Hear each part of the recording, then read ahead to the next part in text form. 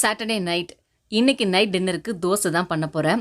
சட்னி என்ன அப்படின்னு கேட்டிங்கன்னா, பிக் பாஸ் விஷால் இருக்கார் இல்லையா, அவர் ரெடி பண்ண பூண்டு சட்னி தான். அருணோட அம்மா அப்பா வந்திருந்த போது அந்த ரெசிபி எப்படி பண்ணுறது அப்படின்னு சொல்லி ஷேர் பண்ணியிருந்தாரு.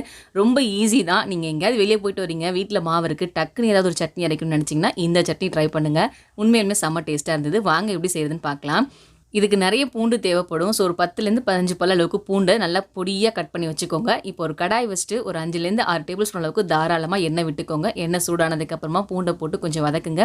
இப்போ 1 ஸ்பூன் மிளகாத்தூள், 1 ஸ்பூன் மல்லித்தூள், 1 ஸ்பூன் கரம் மசாலா, கொஞ்சமாக மஞ்சத்தூள், தேவையான அளவுக்கு உப்பையும் சேர்த்து இதை கருக விட்டுறாமல் வதக்கி எடுக்கணும். அதுதான் இதில் மேட்ரு. கருகுச்சு அப்படின்னா அதோட டேஸ்ட் வந்து வேறி போயிடுது.